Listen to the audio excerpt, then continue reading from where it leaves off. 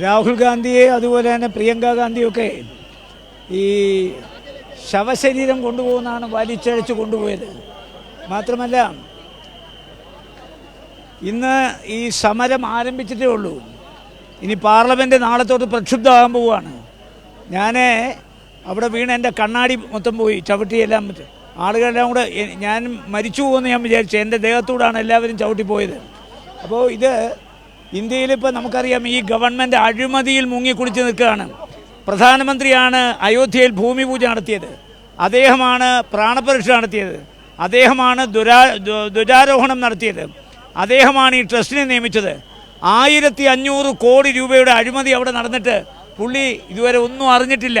അതുപോലെ അരുണാചൽ പ്രദേശിലെ മുഖ്യമന്ത്രി, മധ്യപ്രദേശ് മുഖ്യമന്ത്രി കോടാനുകോടി രൂപയുടെ അഴിമതിയിൽ മുങ്ങിക്കുളിച്ചേക്കാണ്. ഇവിടെ UGC പരീക്ഷ, അതിൻ്റെ ചോദ്യപേപ്പർ ചോർന്നു. നീറ്റിൻ്റെ പരീക്ഷ ചോദ്യപേപ്പർ ചോർന്നു. നമ്മുടെ നാട്ടിലെ വിദ്യാർത്ഥികളും കുടുംബാംഗങ്ങളും ഇന്ന് തെരുവീഥിയിൽ അലഞ്ഞു തിരിയുകയാണ്. അപ്പം അതുകൊണ്ട് ഈ ഗവൺമെൻറ്റിനെതിരെ ഒരു പ്രചണ്ഡമായ സമരത്തിന് ഇന്ന് തുടക്കം കുറിച്ചിരിക്കുകയാണ്.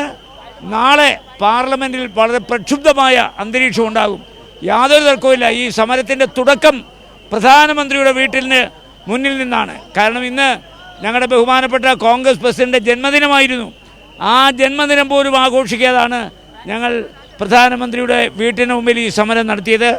ഈ സമരം വളരെ ബ്രൂട്ടലായിട്ടാണ് അടിച്ചമർത്താൻ പോലീസിൻ്റെ ശ്രമമുണ്ടായത്. അത്തരത്തിൽ തന്നെയാണ് ശക്തമായിട്ടുള്ള പ്രതിഷേധം തന്നെയാണ് ഇവിടെ ഉണ്ടായിട്ടുള്ളത്. എന്തായാലും ഇതിനോടകം തന്നെ എല്ലാ കോൺഗ്രസ് നേതാക്കളെയും ഇവിടെ നിന്ന് നീക്കം ചെയ്തിരിക്കുകയാണ്. പക്ഷേ പാർലമെന്റിനകത്തും പുറത്തും ശക്തമായിട്ടുള്ള പ്രതിഷേധം നടത്തുമെന്നുള്ളത് തന്നെയാണ് ഇപ്പോൾ പോലീസും ഈ കോൺഗ്രസ് നേതാക്കൾ ഒന്നടങ്കം പറഞ്ഞു വെക്കുന്നത്.